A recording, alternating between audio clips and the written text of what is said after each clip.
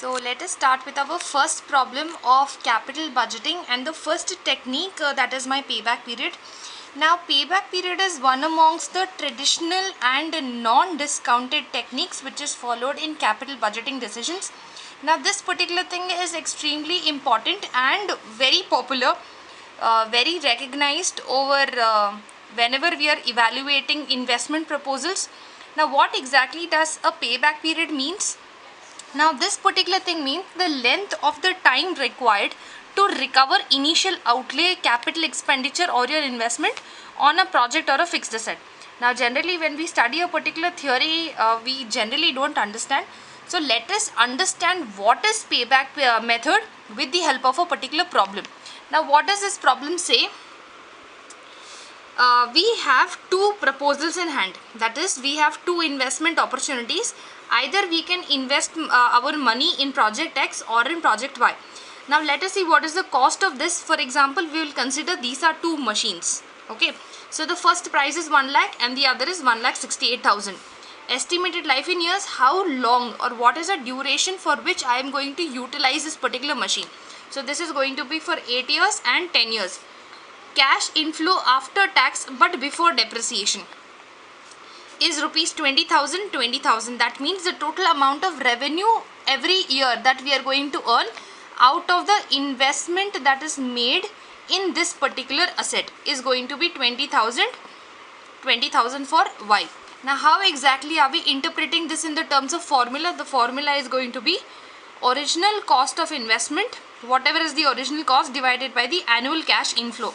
So if we have to compute it like this, for machine X, 1 lakh is the investment and divided by 20,000, we get 5 years, and 1,68,000 divided by 20 is 4 years, 7 years. Now the entire purpose of doing this is, whenever there are opportunities of any company making capital expenditure, that is heavy amount of money when you are investing in purchasing of fixed assets, it is always to be considered that that particular investment is giving you best of returns possible. Now what could be the returns in this particular question? 5 years and 7 years if you compare, whichever investment is giving you your returns early, right? So if you invested 1 lakh with an average of 20,000, the amount what you have invested is received back in 5 years, and whatever income that you are generating after 5 years for the remaining year will be the amount of profit that the company will earn. As compared to the others, it will take another 2 years for this particular project to start getting your income after meeting the cost of investment on this particular project. Okay, so after I meet the cost of the project, whatever comes next will become my profit. So that is the thing. Now most importantly, after the comparison we are very clear with the answer. Now we also have to show accept reject criteria. That means amongst the two proposals, which will be the one that we will accept and what is the criteria that we will reject. So here we are writing anything which is having the lowest payback will be selected. So whichever is giving you the lowest of payback, this particular thing will get selected. So the entire criteria of payback period is that whenever we have any length of time required, the duration of time that is required to recover your initial investments on any project or a fixed asset. That is the entire idea. How quickly are you generating your income back? How quickly are you receiving your money back after you have made an investment? That is the entire point. Let us consider a similar problem, the second question. So suggest which project has to be chosen from the following given information if you are using payback period when two projects are available, that is project A and project B. Now the outflow basically means the amount of investment. Okay, that becomes the amount of investment, that is 2,50,000. Next is project B, that is 3 lakhs. Cash inflow, that means the amount of money that you are generating while you are utilizing the asset, that is 35,045. Life of the asset is 8 years for both. Now let us see as to how exactly we are computing the answer for this. So the formula is going to be the same. You will have to do payback period. I have written OI, you please write original cost of investment divided by cash inflow. It is actually annual cash inflow. Okay, that is what you are expected to write. It is annual cash inflow. So for the first project it was 2,50,000 divided by every year we were saving 35,000. That means it will take approximately 7 years and 1 month and some days for you to arrive. So 1/4 is that way how you compute. Next is the next project will take approximately 6.6 years.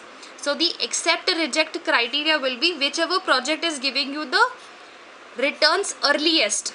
Okay, the lowest payback will always get selected. So here project B is comparatively better than the project A. This is giving you returns much earlier than compared to project A.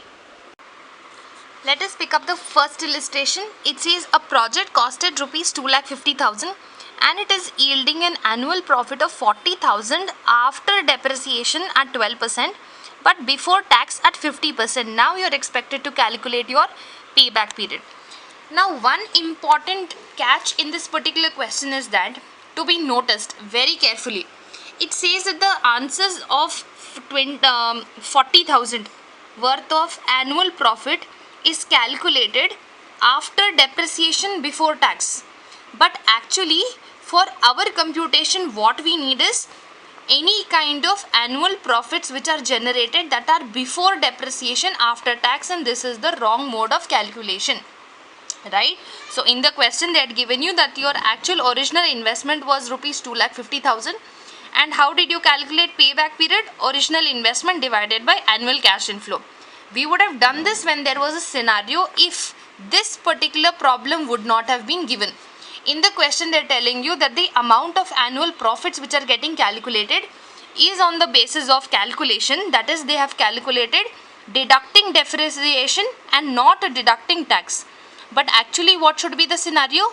The amount of profits that you generate should always be before depreciation after tax. Now what is the logic for this? See, depreciation is any amount of money that you keep aside, but this is you keep aside for purchasing a new machine or any other asset in future course of time. Now what happens when you are calculating according to the payback period? This amount of depreciation that is kept aside will be considered as a part of income only that is generated by the machine while you are utilizing this. So that is why we add depreciation and remove tax, because this is an amount of profit that we generally tend to give away to the government and has nothing to do with us. So we remove tax and we retain depreciation. Now how is this calculation done? 40,000. Now it is before tax. So we will basically reduce tax, we will get after tax, and we will add back the amount of depreciation. Now how will we add back the amount of depreciation? The actual cost of the investment was 2,50,000. 2,50,000 into 12%. So according to the question it is telling you depreciation calculated at 12%. 2,50,000 into 12% will give you 30. We add back the depreciation and we remove tax from the total because it says before tax after depreciation.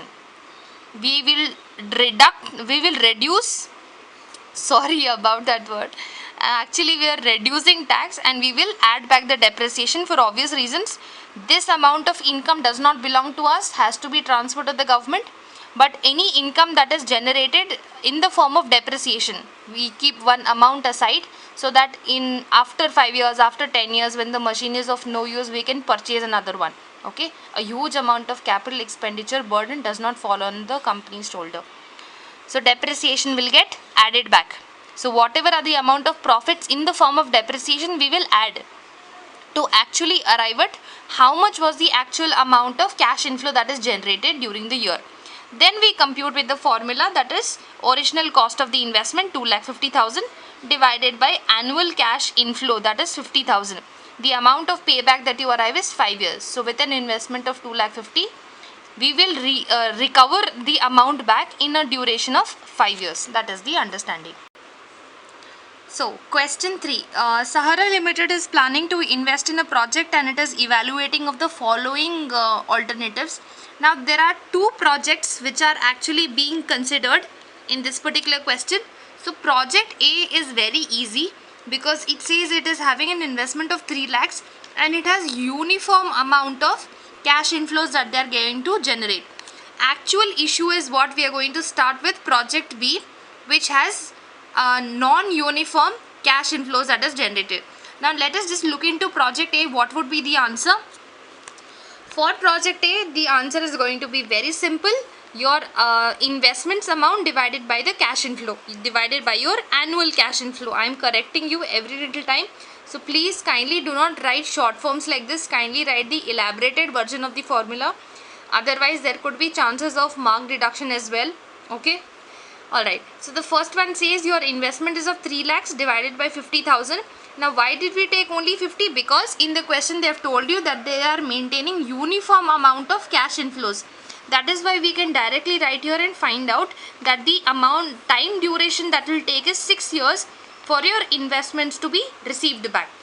Now the actual problem starts when we are doing, so with the difference in the cumulative cash inflow, I mean in the cash flow, we are basically going to find out cumulative cash inflow with a different formula and find out how long will it take for project B to recover its money back.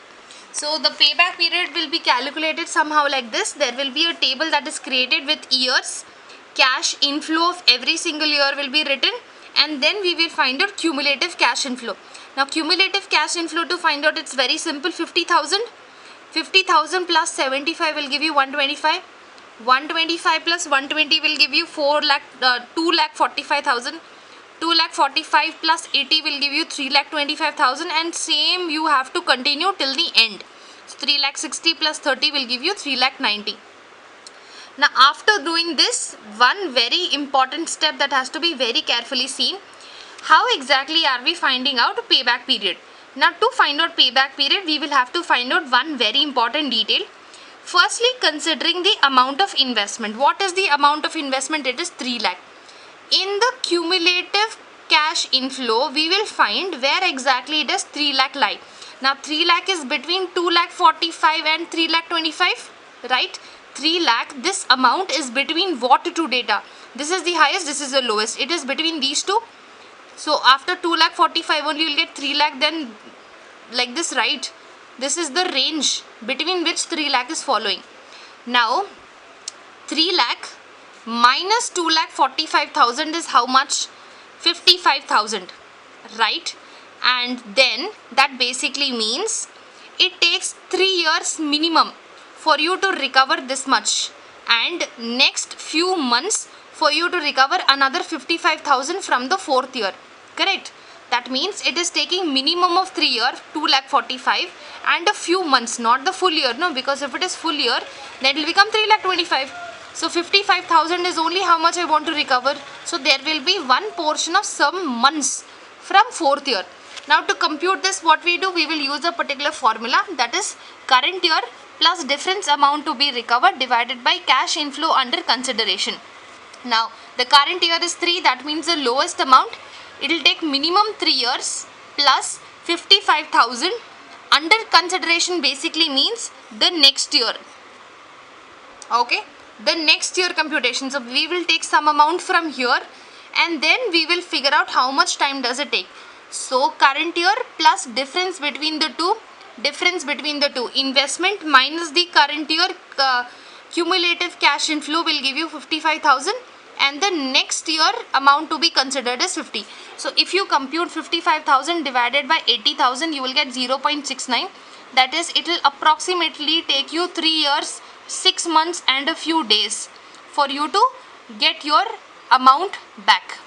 Okay. It is extremely simple. It is just a matter of a little practice. Difference between the two, investment minus the current year, the lowest range wherever it is falling. The difference is 55 and this I want to recover from the next year, right? So minimum it will take 3 years for me to receive my money back. So it is 3 years plus difference amount, investment minus the lowest cumulative cash inflow will give you 55, and the next year's cash inflow 80. So if you compute this one plus 3 will give you 3.69 years. So with this we can compare that project B is better than A. How? Because project A, so here it says 3 years and the first one is telling you 6 years. So it is giving you 3 years before approximately, because it is 3.5 years. So it is giving you returns better than project A, so B will be chosen. Okay, the question 4 says a company is planning to choose one machine out of the available alternatives, and the information will be as follows. Now the cash outflow of both the machine is 50,000. That means investment that is made to purchase both of the machine is the same. 50,000 is the investment. Now what are the cash inflow? Machine A is again not uniform, machine B is not uniform, right? So this much amount of income is what you're actually generating while you're using the machine for any production activity. So how exactly are we going to utilize this in the form of the answer? Let's just look into. Here it says again we will have to make 2 columns for both. So first one, cash inflow, cumulative cash inflow, again cash inflow, cumulative cash inflow. Again I'll just let you know 12,000 plus 26 will give you 38. Cumulative is always found by adding the next digit. So 12 plus 26 38, 38 plus 10 48, 48 plus 8 56, and so on. Similarly applicable for project B also, and 50,000 is the amount of investment. Now if we have to find out the payback and the difference between the two, how do we find out? Current year plus difference amount divided by your annual cash inflow. So annual cash inflow we will have to find out how. I mean the cash flow of the next year, sorry, it is the alternative cash inflow of the next year. That is what we are going to do. So it will be in the first option if the amount of investment is 50,000. Please see where exactly 50,000 falls. It is between this range, between 48 and 56. So the lowest has which year? 3 year. 3 years plus 48 minus 50,000 will give you 2,000. Difference amount is 2,000 divided by 48, and the next year cash inflow will be 8,000. So 2,000 divided by 8 will give you 0.25 plus 3 will give you 3.25. So the first year will give you returns in the year 3.2 months, and so on. Similarly for the other one, 50,000 is the investment. 50,000 is lying between this range, right? It is between 40 and 60. So 40 is of the third year, 3 years plus 40 minus 50 is 10, 10,000 divided by the next year cumulative is 20,000. So 10 divided by 20 plus 3 will give you 3.5. So amongst these two, 0.5 years project A is giving you returns much early. That is why this particular project is considered. So let us look into question number 5. It says a limited company is considering to invest in a project requiring capital outlay.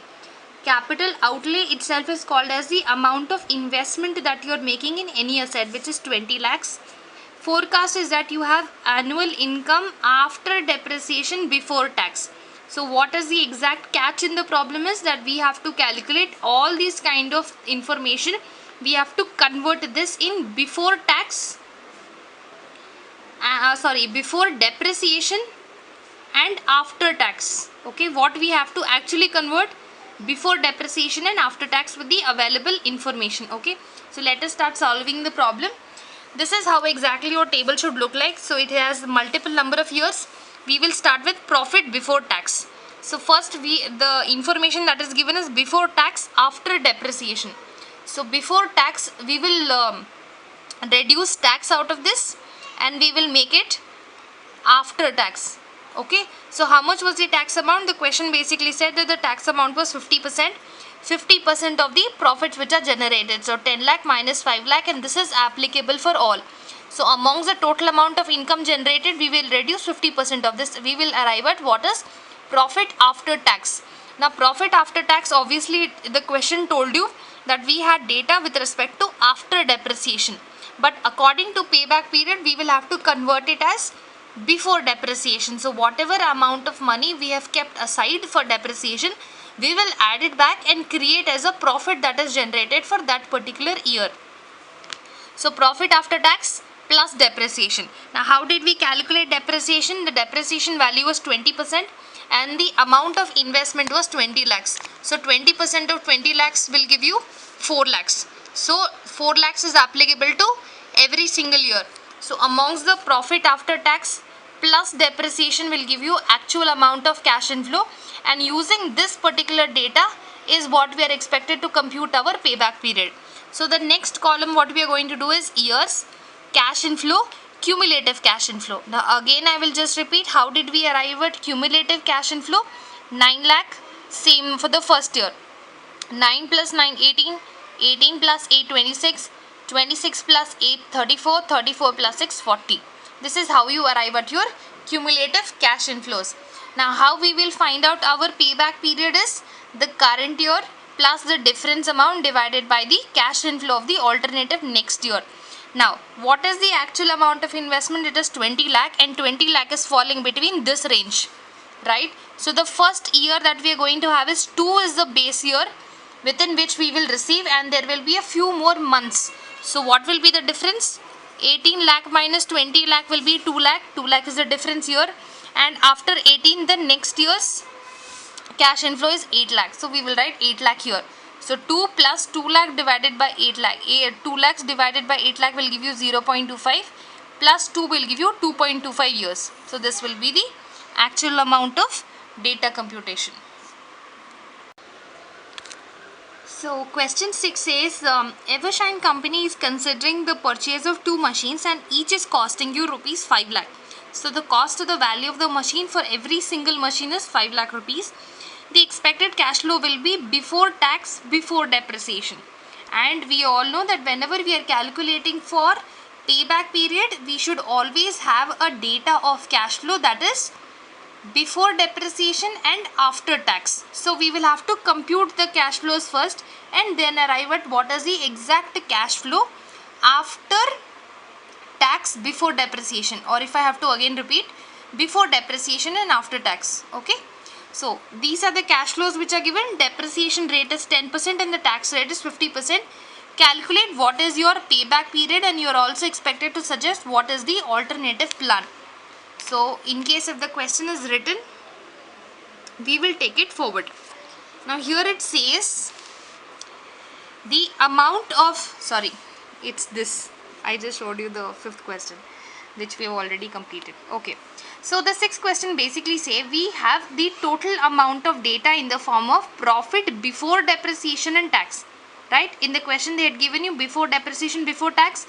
So it is profit before depreciation, tax, and on a year wise I have written on the column area of what is the cash flow for project A for the first one, machine 1. So for the first year it was 1 lakh 50, then 2 lakh, 2 lakh 50, 1 lakh 50 and 1 lakh. Now whenever it is given like this, kindly do not assume that you can directly give away anything you feel like. There is a certain pattern that you have to follow. Now if it is profit before depreciation tax, first we are going to deduct depreciation. How did we calculate depreciation? Now the value of the machine is 5 lakhs and the depreciation percentage was 10%. 10% of 5 lakhs is going to be 50,000. That is going to be uniform for everything. Profit before depreciation and tax minus depreciation will give you profit before tax. From this particular value we are going to deduct 50% of tax as it is told by the question. So from all the values which are here, 1 lakh 50, 2 lakh, 1 lakh and 50,000, we are going to reduce 50% tax. Half of everything will get computed. Okay, half of everything. Then we will arrive at profit after tax. Okay, now since in the computation of payback period, the calculation that is needed is before depreciation and after tax. So after tax, though we have already computed. Now what we are going to do is in the total amount of after tax we will add back the depreciation. Okay, in the total amount of tax we will add back the depreciation. There will be certain doubt in a few students' mind of why did we not calculate tax directly and leave it, because minus and plus will get set off. There are certain parameters of how you have to do. Every time tax can only be given after keeping a portion of depreciation aside. Okay, because on the depreciation we will not give tax. On 50,000 we will not calculate tax. That is why we have kept this amount aside and later we have added it back. So when you add after tax plus depreciation, this is the actual amount of cash inflow which you get, and with the help of this we will calculate the cash inflow. So cash inflows will be this that you arrive. Find out cumulative cash inflow: 1 lakh plus 1 lakh 25, 2 lakh 25 plus 1 lakh 50, 3 lakh 75 plus 1 lakh, 4 lakh 75 plus 75,000. Okay. Actual amount of investment is 5 lakh and 5 lakh is actually falling between this range. So it is 4 years. 4 years. And the difference between 4 lakh 75 and 5 lakh, the actual amount of investment amount minus the 4th year cumulative cash inflow will be 25,000. So 25,000, and the next year's cash inflow will be written here. So if you compute this data, you will get 4.33 years. And similarly, when you are doing the same computation in the firm for the second year with this particular data, and the concept is the same. Before depreciation tax minus depreciation, you will get some amount minus tax, after tax, and you will add back the depreciation. So you will get these cash inflows. This has to be later computed in cash inflow, converted to cumulative cash inflow, found out where does 5 lakh fall. 5 lakh is falling in this particular range. 5 lakh minus 4 lakh 50, the base year, that is the 4th year, will give you 50,000. The next year's cumulative cash inflow of the next year 1 lakh 25. For obvious reasons, that remaining 50,000 is falling in the, we have to take out one portion of this to find out amongst the total year how many months will it take for us to recover the balance amount. So 1 lakh 25 will give you 50,000 divided by 1 lakh 25, 0.4 plus 4 will give you 4.4 years. So 4.4 and 4.33, right? Amongst this, which one is the better? Obviously it is 3 years. 4 years and 3 months or 4 year and 4 months. Which one is better? Obviously project A is better. So in the last line we can write machine A is better than B, because this is giving you a payback period of 4.33 years. This is the last assumption. Question 7 says the company is providing with the following information. The purchase price of the machine is going to be 3 lakh 80. Installation expense is going to be 20,000. Estimated life 5 years. No scrap value. Tax rate 30. And there are different types of situations which are given, under which you will have to analyze what your payback period is going to be exactly. So under every single situation, how would you compute the data with the available information? Now one very important thing to be taken into consideration, since there is a form of depreciation that is given, we will have to first calculate what will be the amount of depreciation, keeping the following questions in mind. So starting with the first variety, what exactly are we going to do is, keeping the question, bearing the question in mind, firstly it is our duty to calculate how much amount of depreciation will actually be needed for the problem. So for calculating the depreciation, generally what do we do? The value of the asset divided by the estimated life of the asset. But here what is the changes? To find out the value, we are adding purchase price plus installation minus scrap value if any. Now what is the reason behind adding the scrap value of the installation expenses? That in order to find out how much was the total expenditure that is incurred in order to buy a machine. So like for example, if you go buy a two-wheeler or any vehicle, you will not say separately that I paid so much for road tax, so much for separate different other taxes. You will combine the entire amount together, and then you will say I purchased any machine for 60,000 or I purchased any vehicle for 5 lakhs. It's like that. Or maybe in the form of your air conditioners, when there are certain, you just cannot buy air conditioner randomly like that. You have to also pay for its installation charges. Just that way we have to add all the installation expenses to find a total value of the machine divided by the number of years. So this comes down to around 80,000 rupees. Okay, this becomes the value of depreciation. Now for the first statement, what does it say? If earnings before depreciation and tax. Now always bear in mind, whenever we are calculating payback period, it should always be before depreciation, after tax. So it is, the first scenario is before depreciation, before tax, right? So what do? We find out payback before depreciation and tax, value or the total amount of income that you are generating, that is 2 lakh per annum. That is already very clearly told in the question here. 2 lakh is the earnings. So 2 lakh minus depreciation, that is right now calculated, minus depreciation minus tax. tax is going to be, that is told by the question, that is 30% on the profit before tax. If you calculate, you get 84,000, and because in the scenario whenever we are calculating payback period, it should be before depreciation after tax. That is the reason we have added back the depreciation. Okay, and the value becomes 1,64,000, and if we compute this in the form of payback period, you will arrive at 2.32 years. Similarly, when you are calculating the second scenario, it says after depreciation but before tax. But what should it actually be? Before depreciation after tax. Correct? So we are going to rearrange this particular scenario. So the second question, 2 lakhs is only what we start with the case B, minus tax, profit after tax. Now because here already depreciation is deducted, we have not taken the depreciation, we've already found out profit before tax. Okay, it says it is after depreciation, second scenario. Okay, so it says first you deduct tax, then you add back the depreciation 80,000 that is calculated here, and then you will arrive at your payback period income divided by the cash inflow. You will get 1.73 years. Okay, this is how exactly it is to be found out. So generally here the formula becomes what? Your payback period is your purchase price divided by your average inflow. So to find out this changed inflow is only what all these changes have been happening. Okay. Third scenario is if your earnings were after depreciation and tax. What we want? Before depreciation after tax. Here it is after depreciation after tax. Okay. So for that case number 3, we will have it something like this. 2 lakh is the profit after depreciation. So after depreciation after tax. But what we want? Before depreciation after tax. So here it is PAT. You will only add back the depreciation and get the value. Compute in the formula average. This is generally the value of the asset divided by your inflow or the income that is generated by the machine, which will come down to 1.36 years.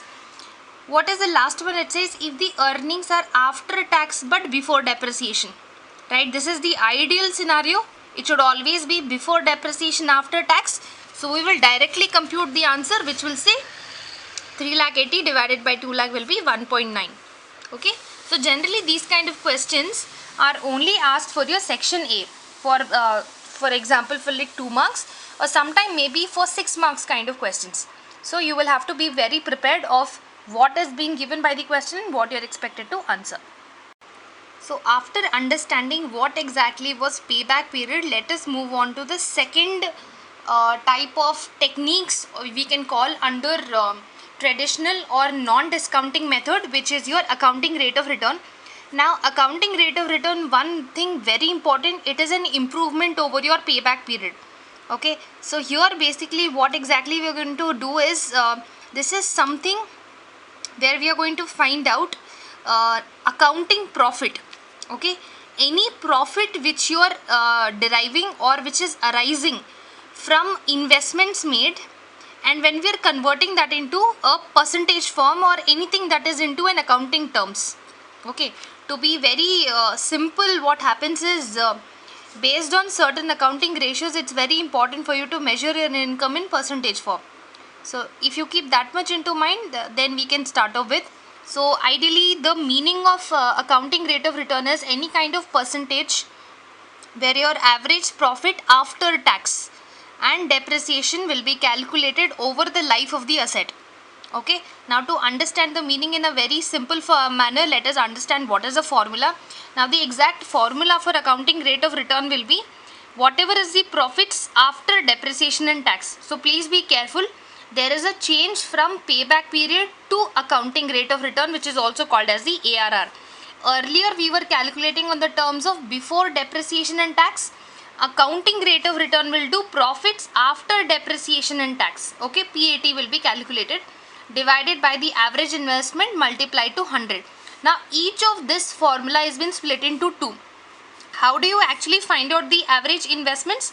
Average investment is annual profit is calculated by total profits of the project after depreciation and tax, which is divided by the estimated life of the project, And how do you calculate average investments? This is done by initial investment minus scrap divided by 2 plus additional working capital plus scrap value. Now there will be a few students who will not understand of once we have deducted, then again we have added scrap value.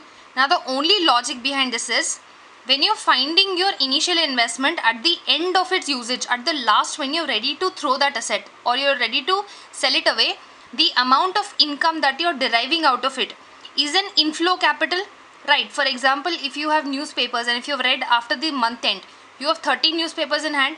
If you sell it, you will get some kind of money return. So from the original investment, you reduce that amount and you calculate. Then after that, you add it back again to become a part of your total investments. Okay. Now, to find out your accept or reject criteria, that means whenever we are evaluating any project on the basis of accounting rate of return. So how do we find out or how do we realize whether we should accept a project or we should reject a project? So whichever is giving you the highest rate of return on investment, you are expected to accept that project. So for example, if you have project A and if you have a project B, if this is giving 33% and this is giving you 18, this will be the one which will be accepted.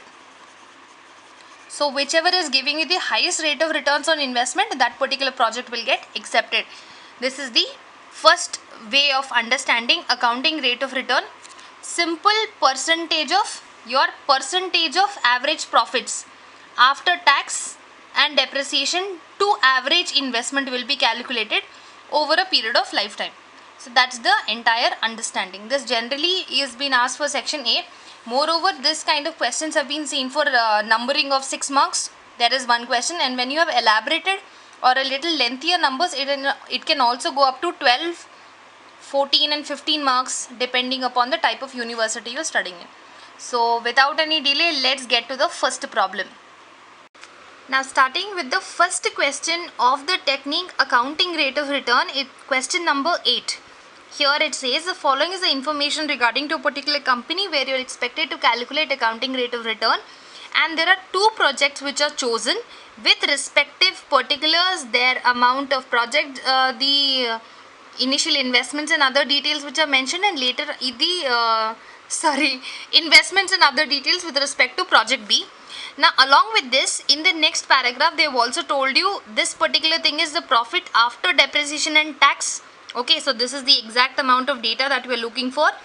Next, it says 5 years and 4 years is the amount of cash inflow generated by project A and 5 years for project B. So how exactly are we going to compute this particular data? So I'll first make you familiar with the formula that we are going to use. So first, this is the exact formula, but every single detail has to be found out. You will have to find out what is going to be your average annual profits and what is your average investment. Okay, so firstly, to find out your average annual profits, this one, what do we actually do? To find out your profits, you will do what are your total profits after tax and depreciation. The total profits of the project after tax and depreciation divided by the estimated life of the project. Now in the question, what they have told you, project A, there are 4 years, so you will sum them all together, you will add them all together, and you will arrive at 75,000. So if you want to find out how much amount of profits you are generating annually, you will have to create an average of that. How will you create an average? So you will add them all together, 75,000 divided by 4. What you get is every year averagely annual income will be 18,750. Okay, this will become your first mode of calculation. Now second one, they're asking you to find out what is your average investment. To find average investment, formula will be initial investment minus scrap by 2 plus additional working capital plus scrap value. Okay, so if we do this, the question is saying for A, 2,50,000 is the actual amount of investment. 2,50,000 is the actual amount of investment, minus 15,000 is the scrap, minus 15,000 is the scrap value divided by 2 plus additional working capital for the machine to be in a working situation plus your 15,000 as scrap value is added again. So simply follow BODMAS rule. We are going to deduct these two. 2,50,000 minus 15,000 divided by 2 will give you 1,00,000. 17,500, and 29 plus 15,000 will 24 plus 15,000 will give you 39. You add them both together, you arrive at your average investment. Now when we already have our profits and we have investment, we can compute this in the form of a formula, which is profits divided by investment into 100. So this will be 18,750 divided by 1,56,500, this one, into 100, which will give you 11.98%. If I am clear so far. So the entire formula is been split into two. First you will have to find out what is your profits annually as on an average basis. Then what is your investment. Combine these two answers into one and then compute accounting rate of return. Good.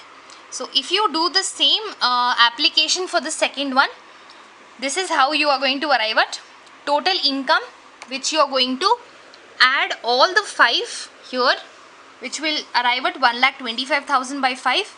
Average annual profits will be 25. Second thing, average investments, 3,75,000 was the actual cost of the asset, minus 17,000 was the scrap, divided by 2. 36,000 average working capital, which is already given in the question here, plus 17,000 as the scrap value. If you compute all of this, you arrive at 2,32,000. So 25,000 divided by 2,32,000 into 100 will give you 10.77. Now according to the accept and reject criteria, we had basically told how are you going to decide exception and rejection of the project. Whichever is giving you the highest of rate of return is what is going to get accepted. Now here in this particular scenario, project A is giving you approximately 11.98%, whereas comparatively B is giving you 10.77. So here project A is giving you better returns, hence project A will get selected. Okay, let's go to the 9th question. Apologies for how white it doesn't look like, but okay, at the end of the day, knowledge is what is ideally more important. Anyway, from the following information, calculate the rate of return, that is returns on investment, and help the company in choosing the best of projects using your accounting rate of return. So what is the data given? It says outflow is 5 lakhs, 6 lakh, 8 lakhs. So ideally we are going to compare 3 projects, okay, with scrap values of project A is 50,000, B is 6, and C is 80,000.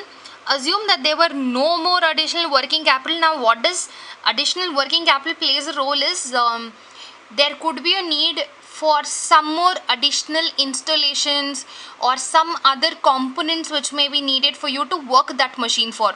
Okay, those are the additional working capital, and the company follows a straight line method of depreciation, tax being 30%. So what is exactly told is profits before depreciation and tax of 3 projects have been given to you. If I have to zoom it this way, so projects, that basically means how much was the total amount of inflow or profits that you have generated over a period of 5 years for 3 different projects is what is being given. Ideally you are all expected to please write on the question and then do it accordingly or along with me while we are solving the problem. So let's start.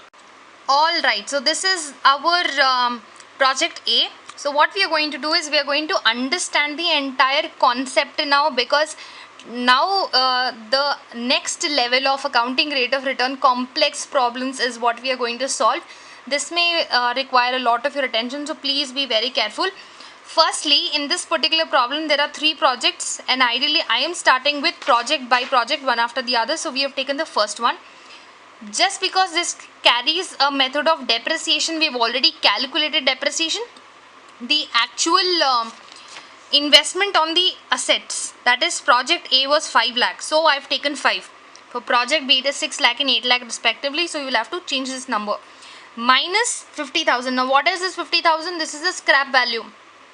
Okay, scrap value, I will deduct it and I will find out the original cost of the asset divided by the number of years, which will give me an understanding that I have to charge 90,000 as depreciation every year, keeping my scrap value aside. Okay, now you will have to create a component like this to find out what is exactly the amount that we are going to calculate, which is after depreciation, after tax. Now purposefully for the first question I have done something wrong, which I will show you to just clarify between what is the difference between payback period, what is the difference between accounting rate of return.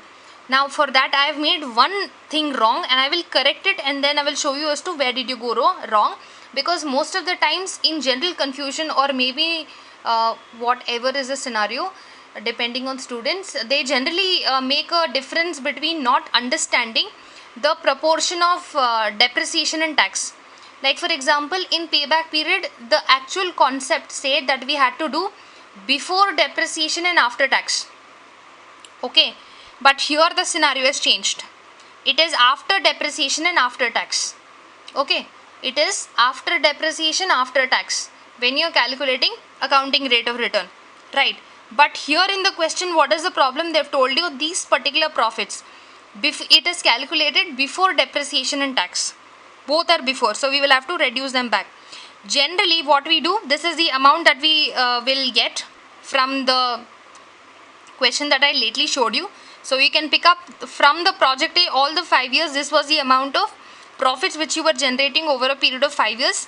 Then what we do, we deduct depreciation to find out profits before tax. 90,000 is what is calculated here.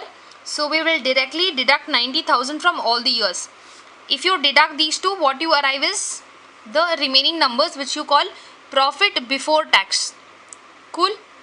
Now next one, what you should do, after you get profit before tax, you should also deduct the amount of taxes which are given to the government. This is at the rate of 30%, which is already told by the question. Now since you don't have any income, how will you give a portion of profit to the government? Not possible, so it is 0. No profits, no tax. 10,000 profits, 30% of 10,000 is 3. 30% of 60,000 is 18. 30% of 2,10,000 is 63. If you deduct these two, we will calculate profit after tax. Now the biggest problem comes here, that students, because you had already studied payback period, what do? That in the initial stages payback period, what did we do? After we found out profit after tax, after depreciation, we will add back the depreciation and then they will calculate all these answers. But this is wrong. You should not be doing this for obvious reasons, that when you are calculating accounting rate of return, it should always be after tax, after depreciation. But in your payback period, we had to do before depreciation and after tax. This is the difference. Okay. So instead of taking these values 80, 90, 160 as your cash inflow, we will take this. Okay, this is the actual amount of data that you're expected to take when you're calculating accounting rate of return. So it's not going to be this at all, it's going to be this. Now even if you have a negative figure, please take it and then add all the plus ones, deduct minus 10,000, and what you arrive is 1,86,000. Now this 1,86,000 will be your average annual profit after depreciation and tax. So the meaning itself is telling after depreciation, after tax. Okay. So the first one is already found with the help of this table. How will we find out average investments? Now average investments is going to be the value of the asset is 5 lakhs minus scrap value divided by 2 plus, we had a formula called here additional working capital. We do not have any additional working capital. Add scrap value. We have added back the scrap value. If you compute the data, 5 lakh minus 50 divided by 2, 2,25,000 plus 50 will give you 2,75,000. And if you want to compute this data and this data, so average profits are found, average profits are found, average investment is found, average investment is found. Computing the data, the formula is going to be profits by investment into 100. So we write 37,200 divided by 2,75,000 into 100, which will give you 13.527%. Okay, and this is only for project A. Correct? This is a purposefully done mistake for you to understand the difference between payback and ARR, accounting rate of return. Please don't replicate this error and show it in the exam. Please do it as it is expected. Okay. Okay, so let's just move on to project. I would sincerely request all the students to start working the problem all by yourself now that you have understood of how project 1 is done. Pause the video and see to that what is the level of your understanding, and then come back to for answers. if you want to check for project B and for project C. Okay, so ideally again here the data that is given by the question is profits which are before depreciation and tax. What are we expected to find out? Profits which are after depreciation, after tax. Okay, now here these are the amount of values given for project B. The second paragraph, if you just go back and look at the question, you will get all of these values minus the amount of depreciation. Now depreciation, how did we calculate? It is as simple as we saw for the first problem. 6 lakh is the amount of investment for project B. 60,000 is scrap value, divided by 5 years, you will get 108,000. Applicable for all the years. When you deduct, you will find out profit before tax. If you are having a negative figure, nothing to worry about. These are just losses which you are going to recover from the available profit of the coming years. Okay. If we deduct, tax is 30%, no income, no tax allotted, remaining you will give. This amount you will retain as it is. When you take it further, you will have to create a paragraph like this telling these are all the amount of incomes and losses. Or add all this and deduct with 8,000, you will get 39,600. Compute in the formula, first finding what is the average profits, average investment. If you have both these answers ready, if you can compute this in the formula ARR, do not write ARR in the examination.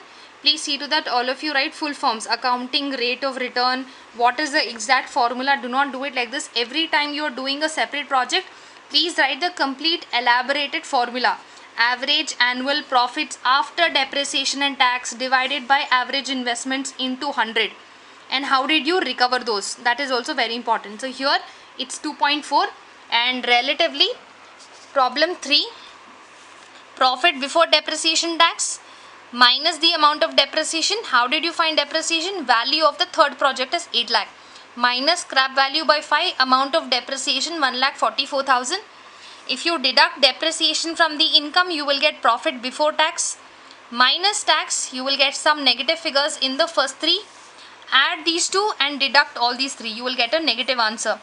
Now when you are computing in the form of accounting rate of return, total this is a actual loss. So you will not have average profits. It's a loss divided by the average investments. So here it's a negative 3.75, which is the answer. Even if you have losses, do not get scared. It's just that the project is not very vital, not very efficient and not worth considering to be an investment proposal. That's the only one conclusion for it. Okay, so even if you have negative figures like this, kindly don't get scared. Add these two minus. So you will get a negative 82,600. So the actual amount of, and every year the company will face 16,520 worth of losses is what this is trying to tell. Divide by the investment, you will get minus 3.75. Now overall, if we compare anything that is negative, it is automatically rejected. Now what is left is project A, that is 2.4. Sorry, the project A is 13.527 and project B, that is 2.4. So obviously whichever is giving you the highest of return, that will be the project which will get accepted. So here in this particular scenario, project A is giving you the highest of return in form of 13.527%.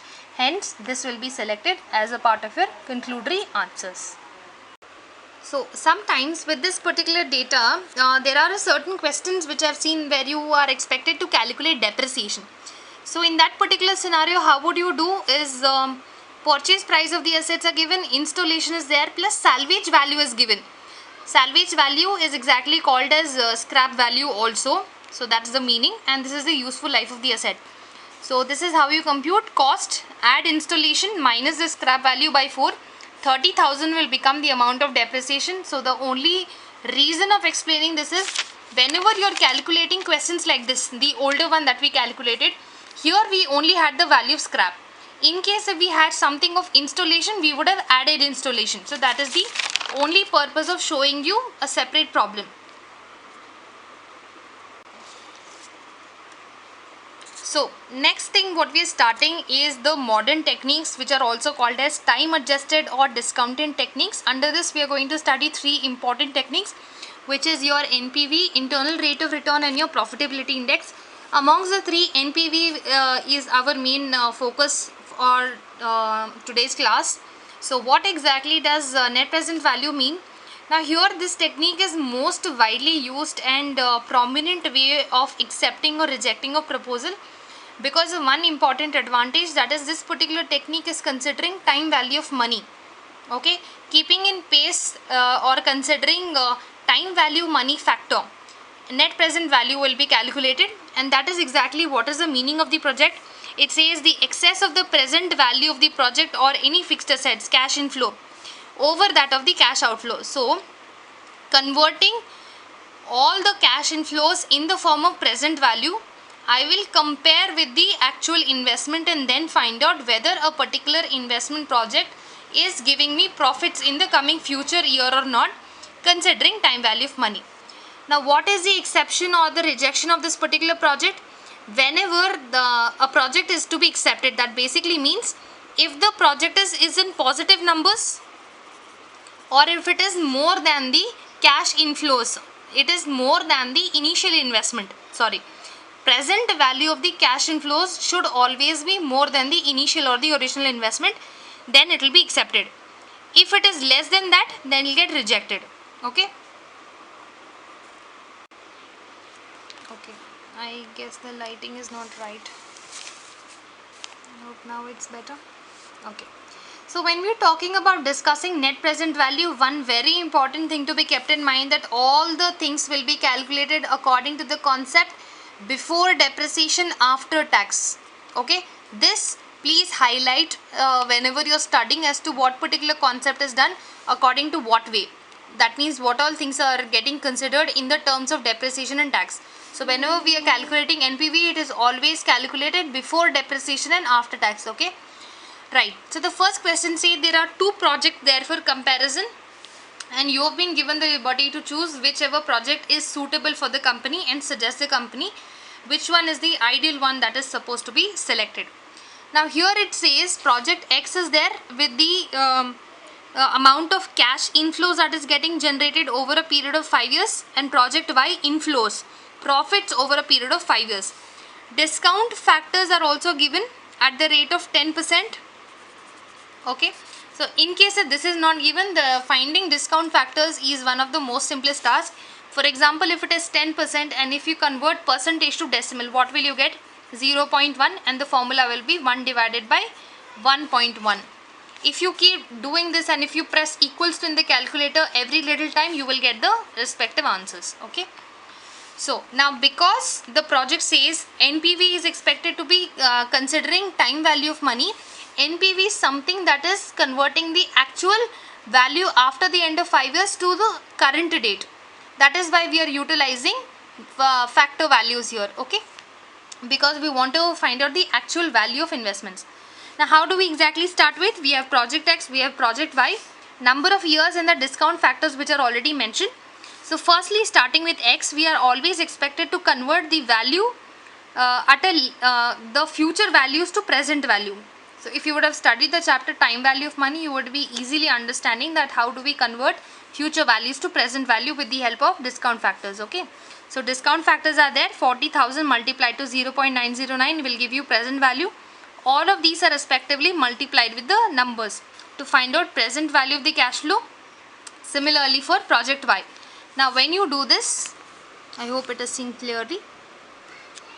If not, this is 109080, 1,32,160, 1,50,200, 81,960, 49,680, 5,23,080, 4 lakhs, 1,23,080.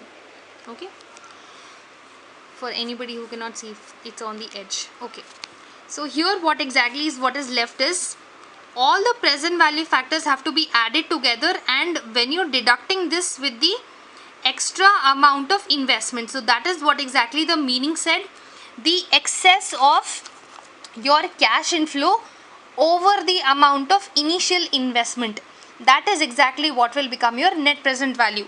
So we've already found out what exactly are the present value. Whatever is the excess of the income minus the investment will become your net present value. So this is the total of present value less original investment, NPV. So here what we are saying, whichever is better between the two comparative, we are going to select that. So now in this comparison, whichever is giving you the highest of returns. Now for this particular scenario, project Y is giving you better returns in the form of 1,23,080 than compared to project X, 1,18,920. Hence, this particular project is getting considered. Now the only one change here is that we have converted the future values to present value. That's all is the change. And second important thing to be kept into mind, whenever we are calculating NPV, we always have to calculate this before depreciation and after tax. This is the understanding. I hope this is clear. We have no more big issues. Whichever project is giving you the highest of returns, we are just going to select that and write the conclusion for this. So the next topic that we are going to pick up is your profitability index. Now profitability index is a upgradation, or I can say refinement or betterment over net present value method.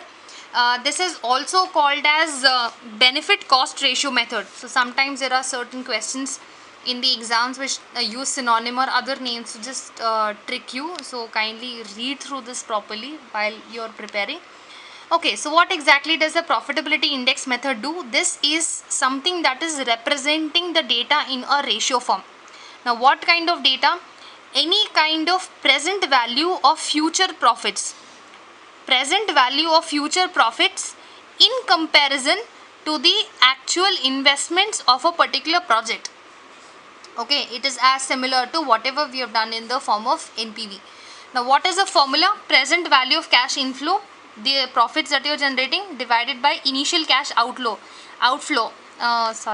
and lay and flow both were written here, so I got confused. Sorry, it is initial cash outlay and cash outflow, which is multiplied to 100. So anything that has to get converted to percentage, we multiply that to 100. For example, let us pick up the first illustration. It says your actual cash outlay or your investment was 25,000.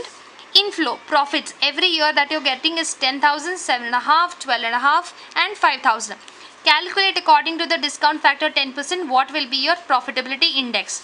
So years cash inflow, compare this with or multiply both of this with discount factor to arrive at what is your present value, converting your actual profits or cash inflow in the form of present value with the help of discount factor. These generally 99% it is given by the university question papers only, but otherwise, which I hope all of you know how this is calculated. This is 10%. So percentage, convert it to decimal, it will become 0.1. 1 divided by 1 plus percentage, whatever it is. So 1 plus 0.1 will give you 1 divided by 1.1. If you do, you will get this. And then keep pressing equals to again and again to arrive at the remaining numbers. If you multiply these two, you will arrive at the present value. Add them all, you get 28,088. Your present cash value according to your present value of cash inflow divided by the investment, multiply to 100, you will get 1.12. Now, what is the acceptability that we have not discussed yet? So, the accepting or rejecting criteria will completely depend on this one. If it is the percentage is more than 1, you will accept. If it was 0.12, then you would have rejected the project. Okay, exactly simple, very much in continuation with NPV. Remaining next variety of problems that we are going to solve will be a combination of a few subjects like traditional, non-traditional both put together, which will give you a little brief idea of how would you solve lengthy problems. It could be for 12, 14 or 15 marks depending on universities. So okay, let's get to that. Question 10. Now this particular thing is an extension of what we have been doing. Till now we've only done problems which are individually solved. Now these are some elaborated version of questions which are having multiple type of techniques that are expected to be solved with the very same type of question. So it says a company is considering two mutually exclusive projects whose initial investment is 50,000 and has a lifetime of 5 years. Cost of capital is 10%, tax rate 50, depreciation on straight line, and the amount of inflow that you see, income generation over a period of 5 years, are before depreciation tax. So before depreciation, before tax. Two projects will be as follows, and what are you expected to find out? You are expected to find out three important things, which is NPV, net present value, payback period, and profitability index. So let us start with the problem. So this is how exactly the first question is going to look like. In your question, because depreciation is not given directly in terms of numbers, firstly we will have to calculate that. So the actual value of investment for project A is going to be 50,000. Now 50,000 is an amount applicable for both, but we are doing it project wise. So the first project details is first taken into consideration. So the value of the project is 50,000 and it runs for around 5 years. So every year we are charging a depreciation of 10,000. Okay.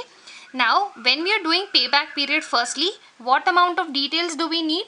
The details with respect to before depreciation after tax, and the same details will be needed when you are calculating your net present value also. So how exactly are we interpreting this data?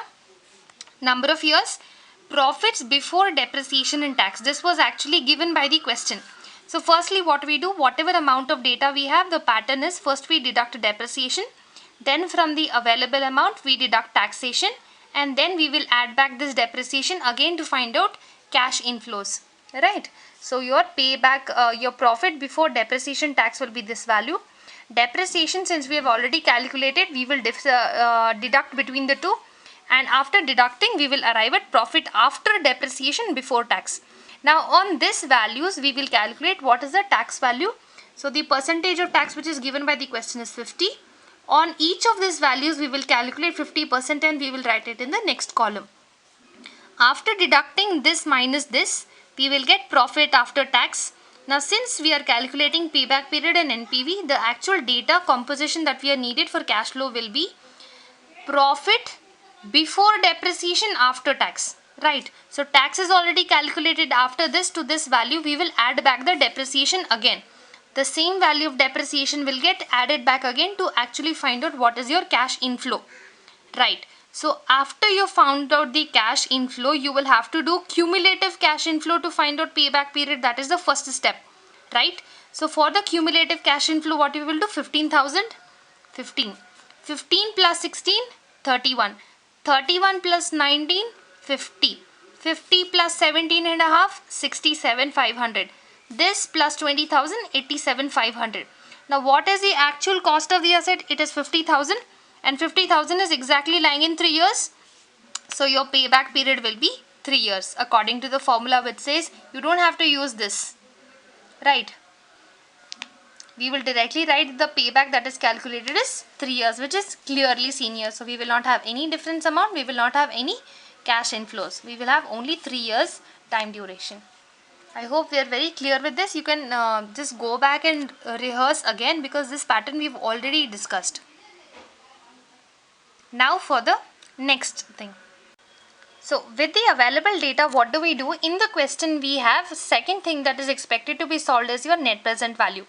Now the net present value say that whatever amount of cash inflow, so this is no more needed, this is no more needed, this was only calculated for the purpose of calculating payback period. We will have to consider this amount of cash inflow. So when we have these cash flows available, it is important for us to convert the cash flows to present value. That is why we have PV factors at the rate of 10%, and generally this will be given by the question. If not, you can calculate this.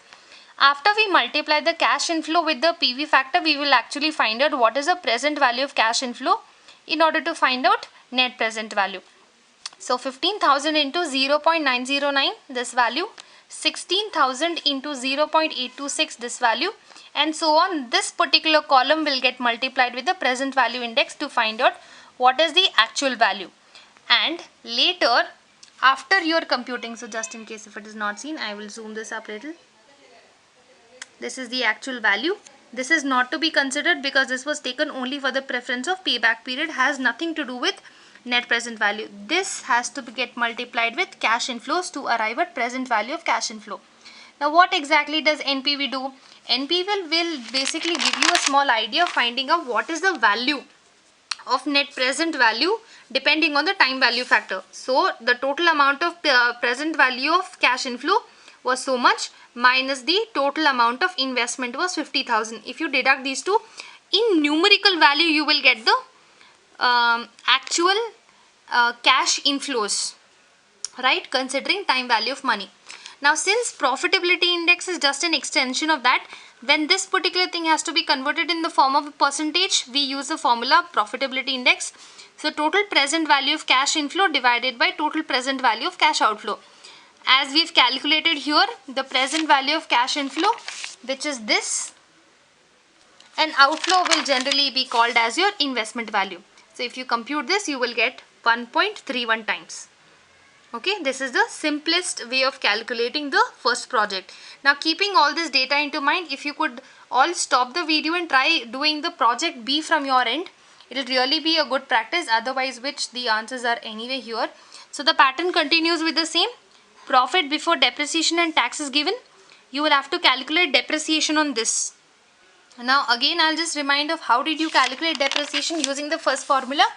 It says whatever was the project divided by 5 years was 10,000, right? And the value of the second project also was 50,000, which had a lifetime of 5 years. That is why we are continuing depreciation 10,000 here. Okay.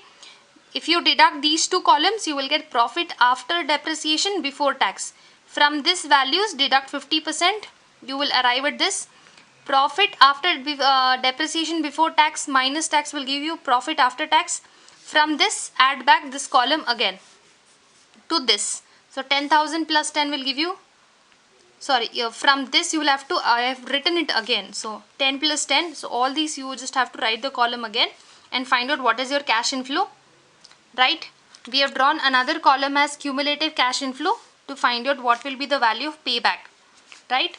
Then PV factors and present value of cash inflow. How would you get this? Cash inflow multiplied to present value. You will get this value. Firstly, calculating your payback period. 50,000 stands where? Here.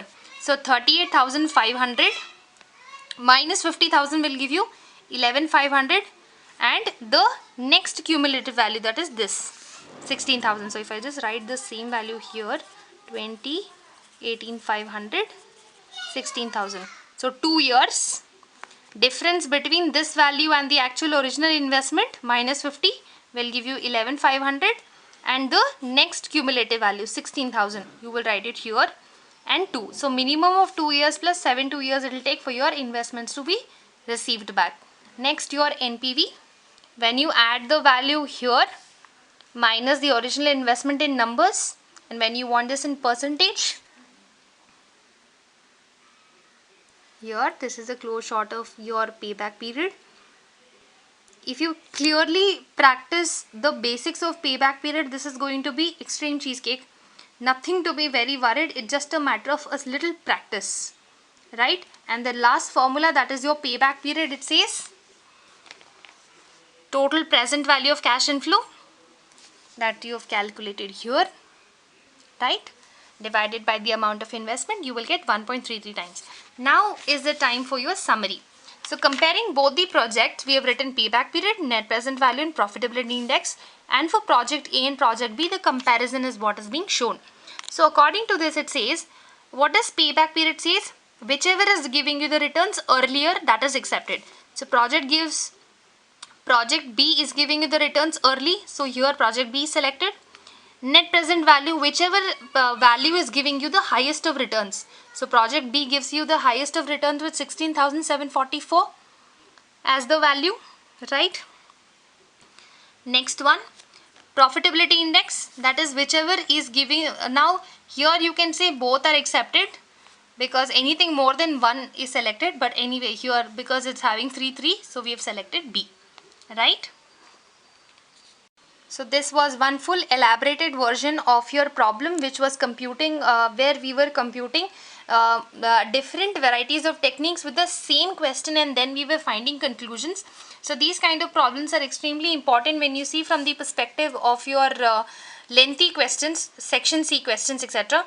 So yes, please prepare them well, and hope all of you will do good. And any questions, please feel free to drop your comments in the description, in the comment box below, and I'm sure in case of any doubts or any clarifications, I'll be more than happy to help you. Anyway, let's move on to the next one. So the next concept that we are going to study is internal rate of return. Now this particular concept was developed by Joe Dean. Okay, this particular individual. Now the entire purpose behind finding this particular data is that how exactly would you compute rate of return, that is how much amount of returns or cash inflow or profits you may generate out of a given proposal or investment that you make in any project or any fixed assets. Now internal rate of return basically means depending upon your actual investments made. Okay, what will be the percentage of returns? And here simply the accept reject criteria is going to be whichever is the highest rate of return, you are going to accept that. Okay, so starting with the first data, it says project is costing 6 lakhs, the annual cash inflow is 2 lakhs for the first 5 years. Okay, so firstly what we are going to do is figure out what is your factor. Okay, returns. So the formula is going to be initial investment divided by annual cash flow, that is approximately 3. Okay, now this particular 3 you will have to go and look into the present value annuity table, and where it is I will just show it to you. So for this particular data, when you're finding out this 3, you will have to go and refer to the present value annuity table to find out where exactly does this value lies in 5-year range. Okay, so when you're referring to a present value annuity data table in the 5th year, okay, because the project is for 5 years, in the 5th year range you will see where exactly does this 3 lies. Now this 3 is basically in between 2.99 and 3.127. Okay, so we will have to find range between where this number 3 falls, okay, in the 5th year present annuity table. Alright, so after you find the factor, refer to the present value annuity table, and there are many which you have like this, starting from percentage 1 and it goes on for a very long time, very large numbers. So there you will go to year number 5, and there you will look for one number higher and one number greater for where exactly 3 falls. So it is between 18% and 20%, 2.9 and this one, right? So we are going to pick up this particular data, find out the discount rate, and then find out what will be the present value. So after we found out 18 and 20% is the value at which it is falling, that means there could be a possibility that whatever you have invested, okay, the rate of return that a company is generating on any particular investment proposal can be between 18% to 20%. Okay, that is the exact understanding. So if you are investing 6 lakhs for 5 years, assuming the factor to be 3, in that for 5 years the discount or the return factors can be between 18 and 20. Okay, now we will find out what exactly it is, right? So for that what we do, 5 years cash inflow is 2 lakhs every year. Okay, this is what is told in the question. Every year you are generating 2 lakhs worth of profits. Now how did you get this discount factor? It is 18%. So it is 1 divided by 1.18. Converting 18 into percentage into decimals, right? Adding 1 to it. 1 divided by 1 plus 0.18. And if you do equals to, you will start getting these values. Similarly for 20. Okay. So when you convert, multiply cash inflow to the discount factor, you will get present value cash inflow for 18%. And cash flow multiplied to the discount factor at 20%, you will get these numbers. Okay. So when all of this is tallied, the actual value of cash inflow is 6,25,200 and 5,98,000 here. If you deduct it with the original investment, okay, what you actually get is the total amount of profits or losses that is generated by separate proposals. So at 18% you will get a profit, and at 20% discount factor you will get 2,000 as loss. Now how exactly do we compute the entire data? This is the entire key. So the formula may look a little weird to you. It is telling A, C, O, C, D, B, A. What exactly is this? So I will tell you. A basically means your lower rate of discount, that is 18%. B means your higher rate of discount, that is 20%. C will represent the NPV of the lower rate of discount. NPV of the lower rate of discount. Lower rate is 18%. NPV of the lower rate of discount. This is present value cash inflow. And D will be net present value of high rate of discount. That is this. Okay. How did we arrive at this particular number? 6,25,200 minus 6 lakh. Correct? This directly. So we will do the formula A, 18%, C, 25,200 minus O. This is only your original investment if you have to do this. Okay. Instead of doing that, we have directly written it like this. Divided by C. Again, 25,200 minus D, minus this value, multiplied to B, that is your 20%, minus A, which is 18%. If you compute this particular formula, just concentrate on utilizing BODMAS rule. Okay. So if you do 25,200 divided by this into this two separately, first always divide, BODMAS rule say, then multiply, then add.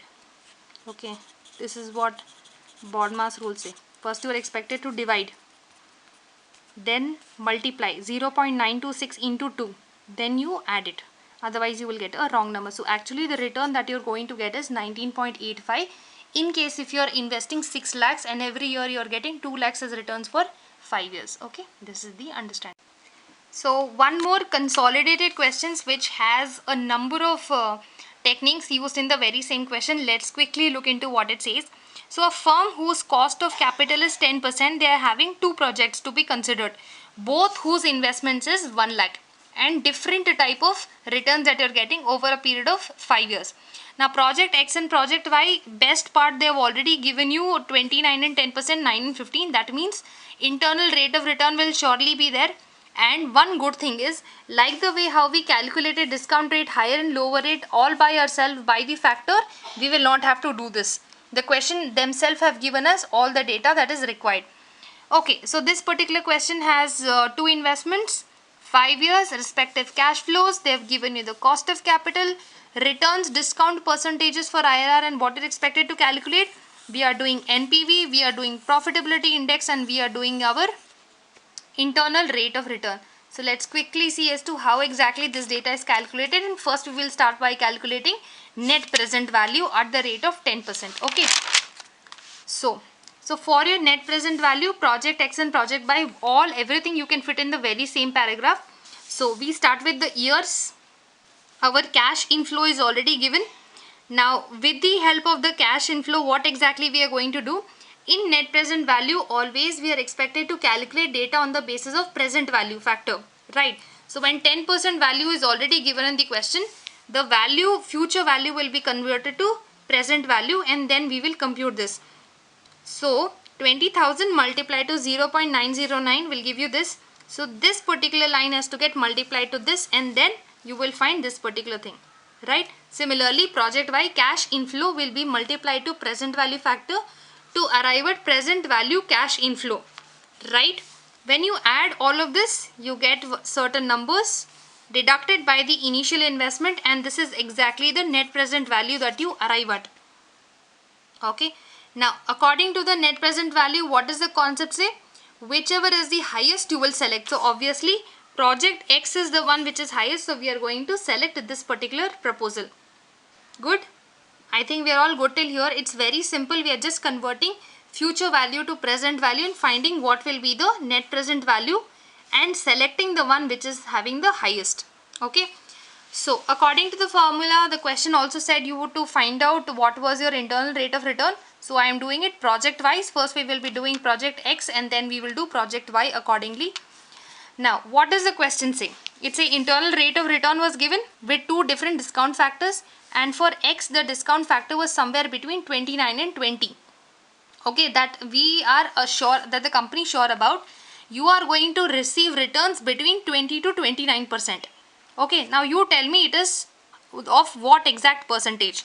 Now to find out that, what we will do, cash flow is already told by the question. Similarly, same cash flow we will find because that is for project X.